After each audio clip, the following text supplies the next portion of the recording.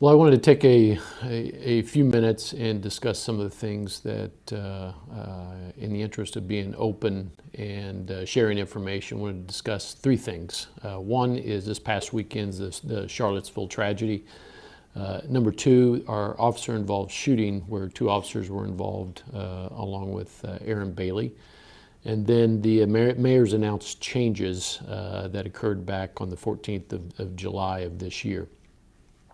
First of all, our hearts go out to those who lost their lives in the tragedy that occurred in Charlottesville this weekend. The two officers that were responding and the citizen that was ran over by the vehicle. But wanted you to know, the reason I bring that up is wanted you to know that even as those events were unfolding, there were community members calling, asking about how our response would be to a situation like that, and also how they could help. So internally, we, as early as this weekend, reviewed our responses to protests where you have differing sides and how we keep those sides separated and how we continue to be flexible and mobile as we're addressing those situations as they unfold.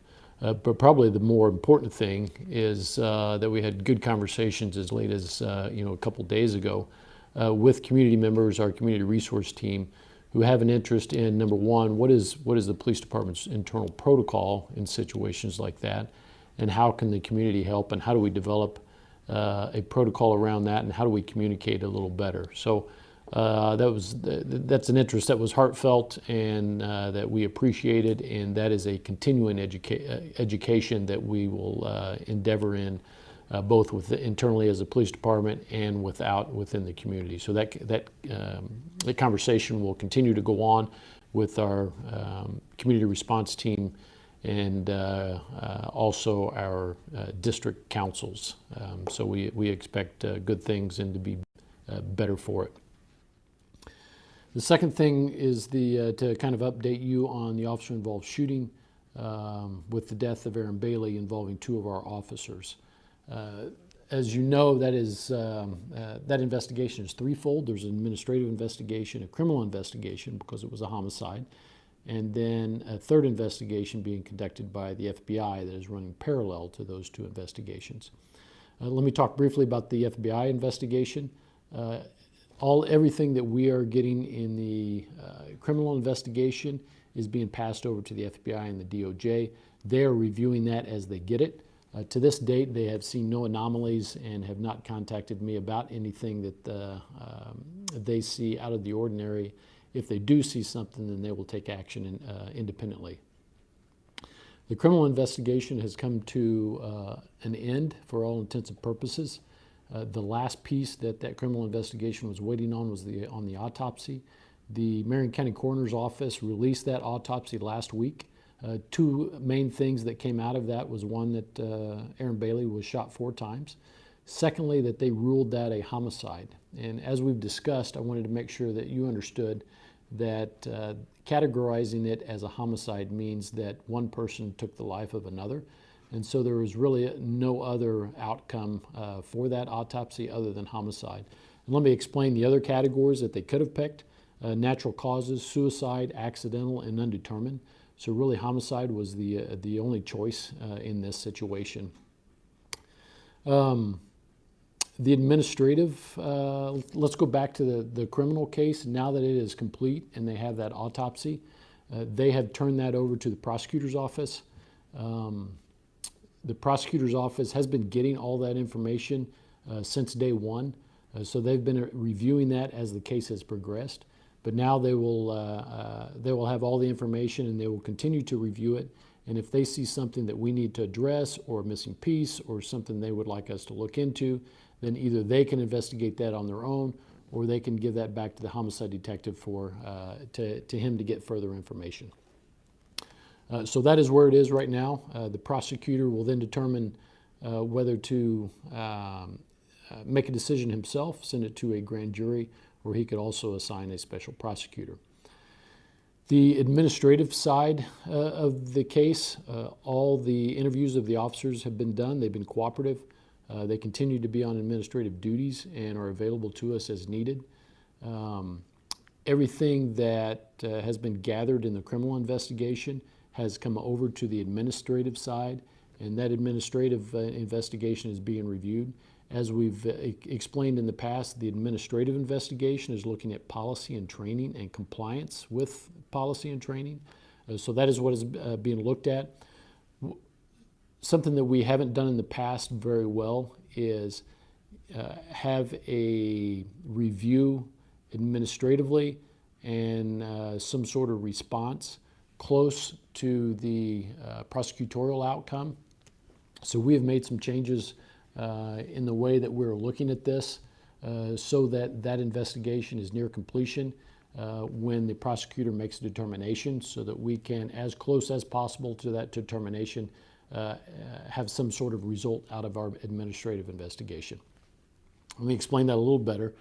If the prosecutor reviews it and decides not to indict, then on the administrative side, we would do things as quickly as possible so that we would have some sort of conclusion as to whether the officer's actions were within or without policy, or within or without the way we have trained.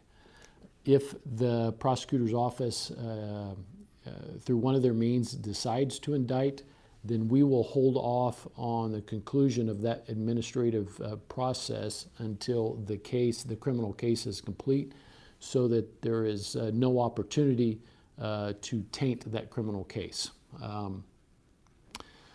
The last thing I'd like to say about the officer-involved shooting is August 9th and 10th, just last week, I had the opportunity to meet with the major city chiefs in Louisville.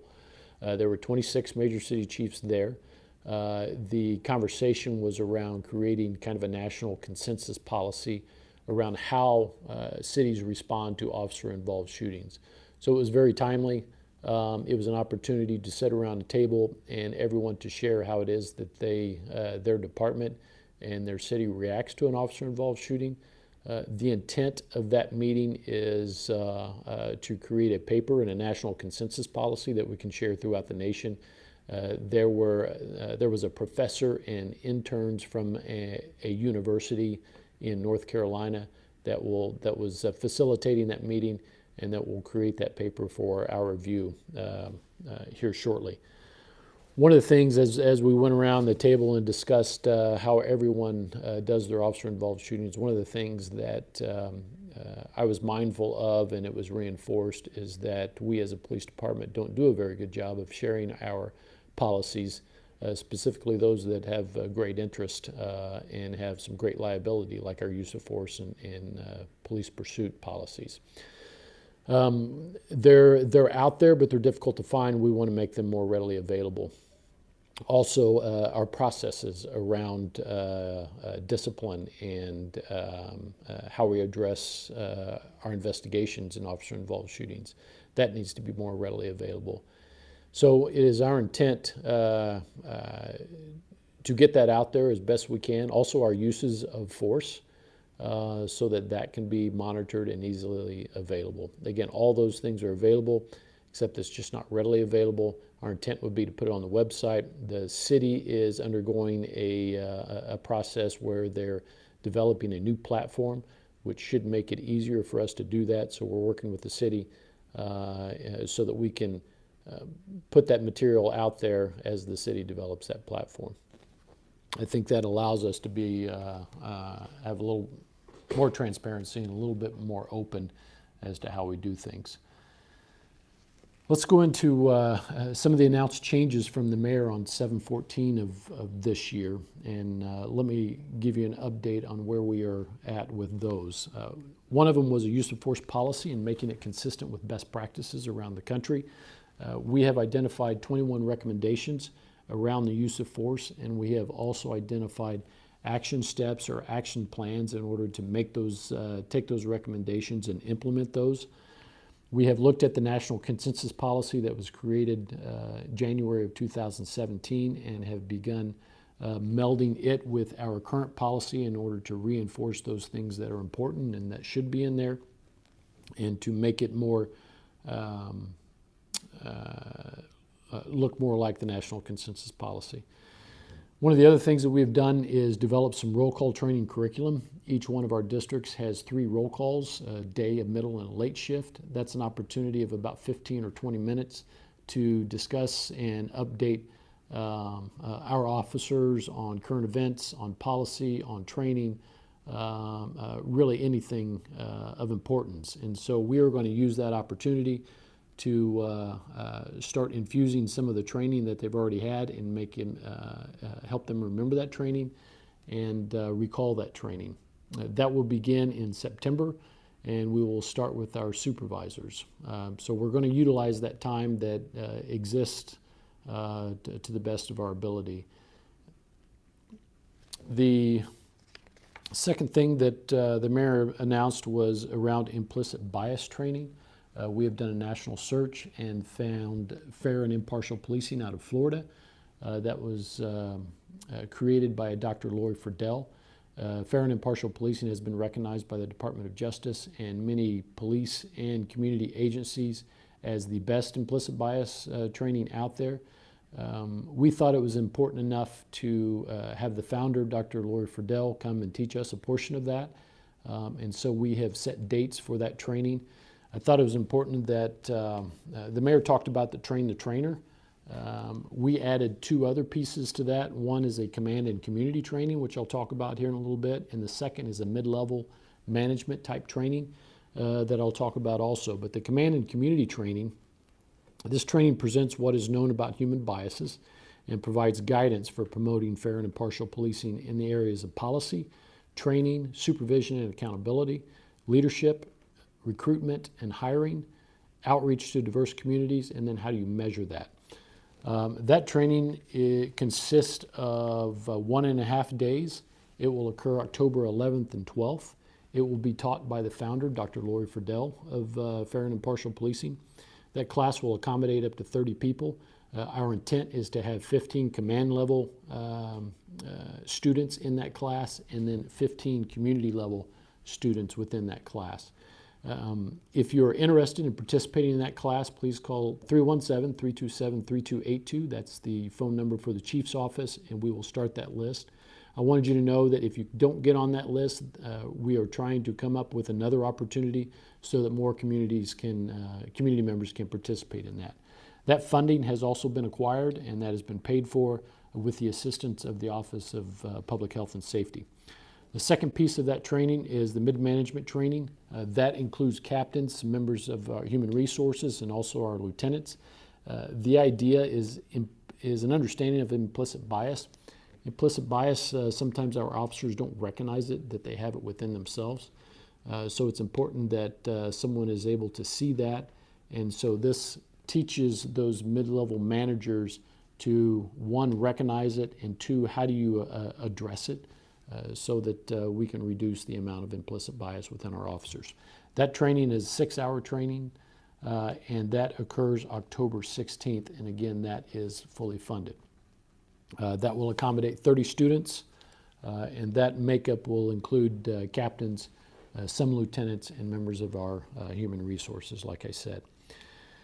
The third part of the fair and impartial policing is the part that the mayor alluded to, and that is the Train the Trainer program. And I want to list the things that when that trainer comes out of that class that he or she should be able to do.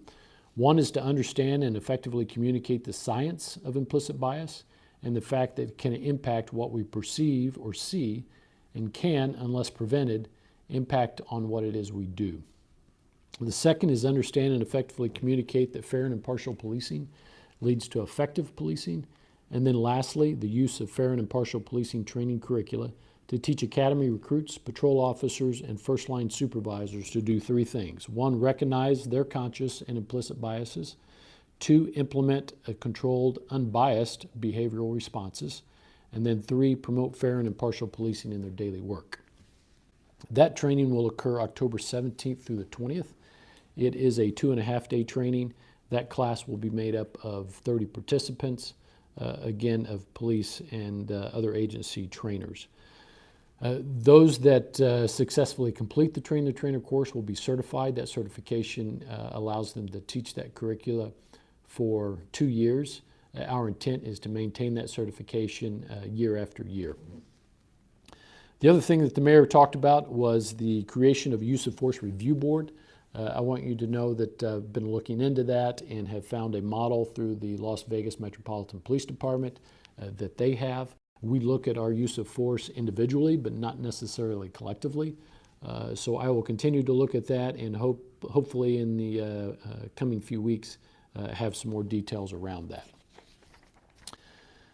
We talked about implicit bias, and we wanted to make sure that you understand and that the department understands that we're not just checking a box. We're not just taking the training to say we've taken the training. A real organizational change is going to occur when we understand implicit bias and understand diversity and inclusion and are able to mesh that within the organization and everything that we do.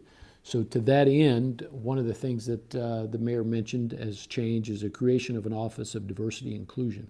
So we have created that office. We have assigned someone to lead that office.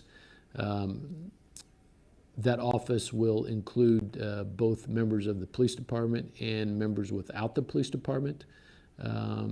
It's our intent that those people without the police department would be diversity and inclusion representatives from the community. And one of the suggestions was even perhaps behavioral science educators that understand how to educate, how to teach, and how to recognize those implicit biases. We've had discussions with Butler University, University of Indianapolis, and other universities within Marion County, and our intent is to reach out to other universities and their diversity and inclusion person to understand the things that they're doing within their organization. We've had discussions with the NAACP and the ACLU and gained their perspective, and they are willing to help us in this manner also.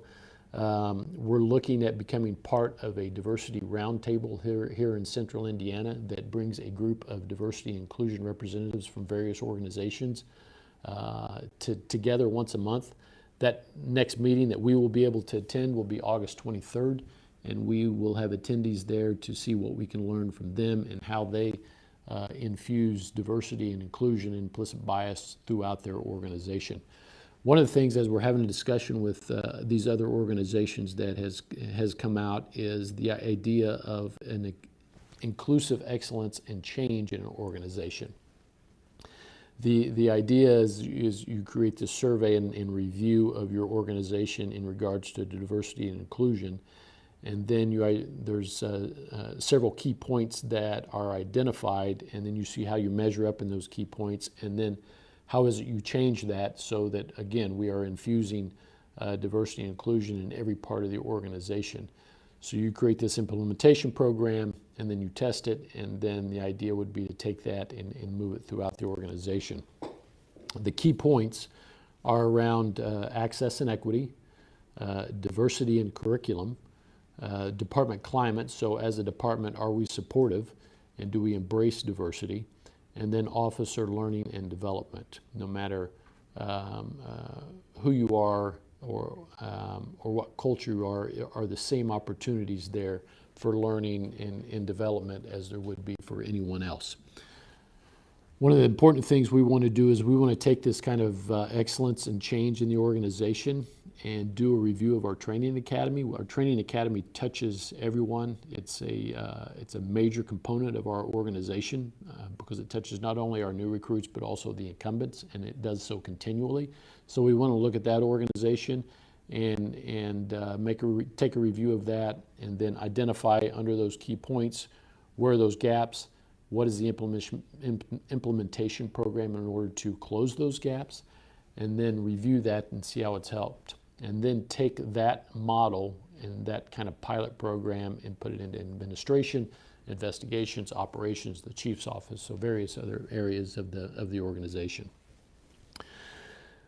One of the last things was training, curriculum, review, and reform that the mayor mentioned. Let me briefly tell you where we're at with that. Part of that was the training curriculum and to look at new cases and appeals and court decisions and to make sure the most recent are within our curriculum. That has been completed. We were supposed to have that done by August 4th. We met that goal, and that has been given for external review. Let me give you the broad categories, the broad umbrellas of that curriculum, and know that there was a lot of other curriculum underneath that that has also been addressed with that case update. Authority to detain and arrest was updated, search and seizure was updated, interrogations and confessions was updated, right to counsel was updated, and identification issues were updated. Again, that's all been turned over for an external review. The other part of that was to look at our training curriculum and make sure that it was edited appropriately for accuracy, for not only those cases, but other best practices. That has been completed. It was due August 23rd. That has already been completed and turned over for an external review, and so that is going as we speak. Two other things, as we were reviewing and trying to reform our training curriculum, two other things came to mind as we were having a broader discussion. One is that even though the department has been teaching to de-escalation training and mental health first aid and CIT training, we wanted to infuse that de-escalation training in scenario-based training and also in our use of force. And so we set ourselves a deadline of August 26th to identify a group that would come in and train to that and help us improve de-escalation techniques. We have identified that group. It's Dolan Consulting Groups. They will come in and do a train the trainer. That will occur September 5th through the 8th, and there will be 20 instructors, and we have fully funded that. Another thing that came out of our larger discussion about training and curriculum was we started a very important discussion regarding our mid-level supervision and ensuring that the message that we have been talking about as a community and as a command staff is getting to the officers who are responding to the runs and that are engaging our community so that they have an understanding and the same mindset in the same direction that we as a command staff and as a community have. So there'll be ongoing discussions about that and how to improve that. We have set up already supervisor training that will occur in September. The roll call training I talked about will start with our supervisors so they have a greater understanding of that.